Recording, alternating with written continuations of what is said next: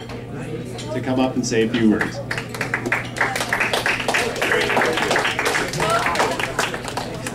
Break a leg. Who says that anymore? Okay. Actually, Kimmy, I'm going to bring my sister up to give me a hand here. This is Kim Hodden, everybody. Kim Irvine. Come on. Technicality. All right. Hello, my name is Mikey Hodden, and I am the best man. I'm also Danny's older brother. Technically, Danny and I are half-brothers, as we have different fathers but the same mom. Neither one of us would ever consider the other a half-brother, though.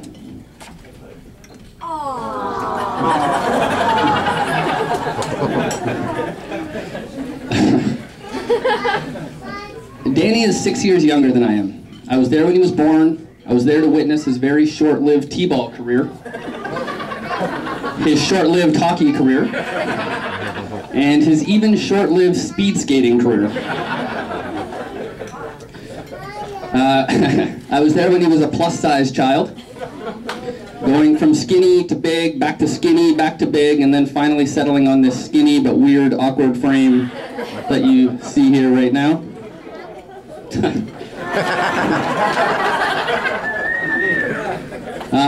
I was there when he got his arms stuck in the vending machine at Kimmy's ballet school, trying to reach in and steal a pop. In fairness, he was only 2 years old, but at least he was a kid who knew what he wanted.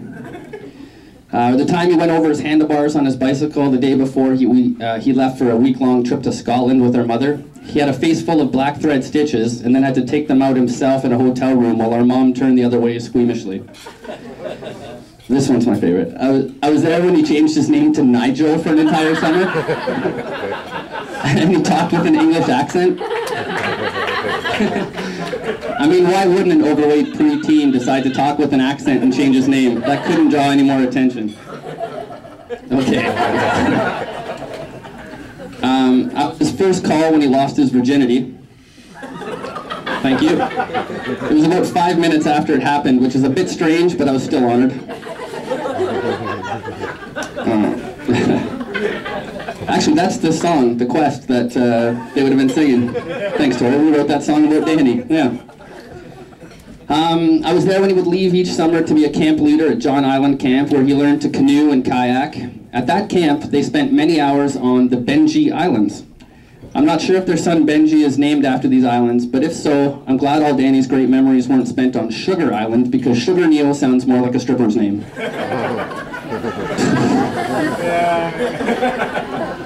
Actually, just before I go any further here, I'm not going to dwell on this too much, but I do feel it needs to be mentioned. My sister Kimmy got married in October of 2010. My birthday is on September 19th.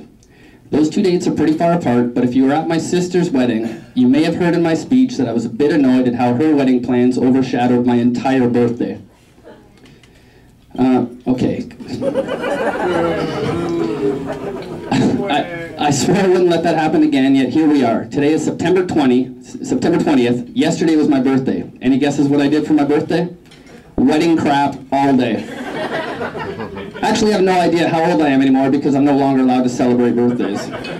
I've already accepted that my youngest brother Caleb will probably get married on my actual birthday. Foiled again. Claire. The first time I met Claire, it was at Cora High School, actually. I was playing there with my band, the Inner City Surfers, and we brought a good portion of the grade 9s on stage. She was one of our dancers. I never imagined that 15 years later, one of those grade 9s would be my sister-in-law. And as Tori mentioned, with that being said, I'd actually like to let everyone know that I'm solely responsible for these two getting together. You're welcome. Not completely by myself, but the two of them did meet a few years later. It was at the Speakeasy at Algoma University. My band, the Inner City Surfers, were playing a show, and Claire was there trying to watch the band. I don't blame her, they had a really cute drummer. No, not that one. Yeah, that one. Yeah. Either one. The other one was fine, yeah. Only she wasn't able to see. Her view was very obstructed by a drunken idiot pumping his fists in the air with one of his legs propped up on the stage from the front row. That's my brother Danny. This obviously appealed to Claire, and once she found out he was the drummer's brother, she decided to give him a chance. Different perspective. Yeah, whatever. You tell your story, I'll tell mine. I remember seeing the two of them dancing for most of the night in front of us.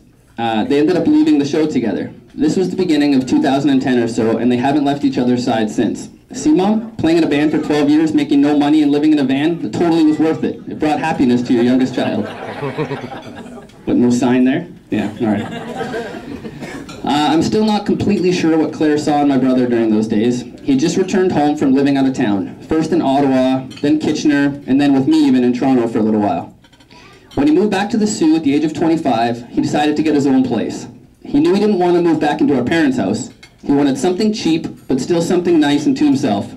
A place where he could be alone with his dog Dinger, and where he could start the next chapter in his life. Something that says, I may have moved home, but I'm an adult now and I'm ready to move forward.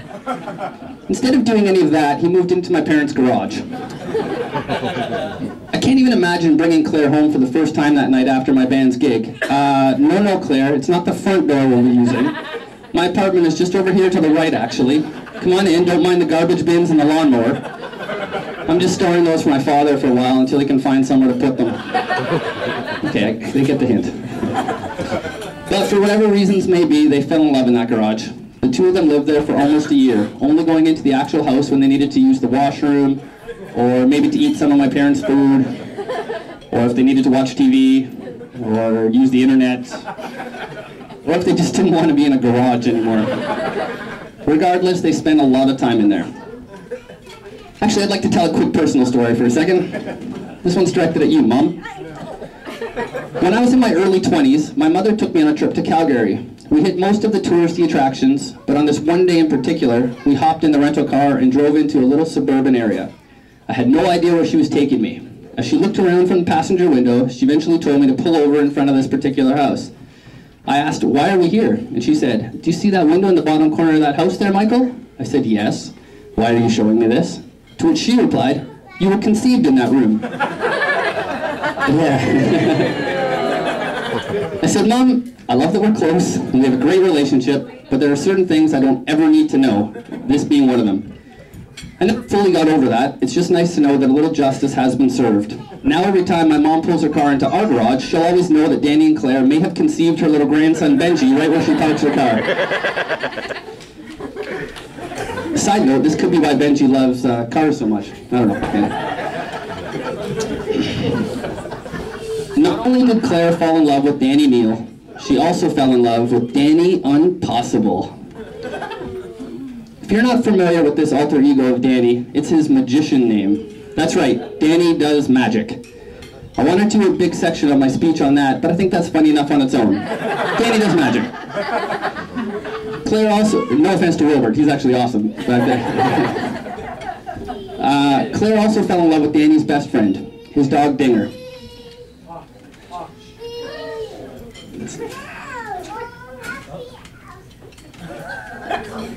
I think that was English. Claire also fell in love with Danny's best friend, his dog Dinger. I wouldn't be able to do a speech about Danny without mentioning his first true love. You've never seen a better dog owner, and you've never seen a dog that loved its owner more than Dinger. For 11 years, they were inseparable. Dinger was a rescue dog. She'd had some terrible owners before Danny, but in many ways, I believe they rescued each other. Dinger unfortunately passed away a couple of months ago. She had a great life though with Danny, and then with Claire and Benji as well. I have no doubt in my mind that if she was still with us, she would have been the best man at this wedding for sure. So I'm doing my best to fill her shoes, or her paws, as it were. Thanks, Mom. That was all Sandy, that joke. It was the way that Danny was with Dinger that made everyone know what a great father he would eventually become, and he has. In conclusion, I'd like to raise a glass and make a toast. Claire has already been a member of our family for quite some time now, but it's nice to officially welcome her in. We love Claire. And Danny is my brother, my best friend, and I seriously don't think there's anyone cooler or that deserves happiness more than him. I'm absolutely honored to be standing up here beside him as his best man today. So to the newlyweds and my handsome little nephew Benji, congratulations, Danny and Claire.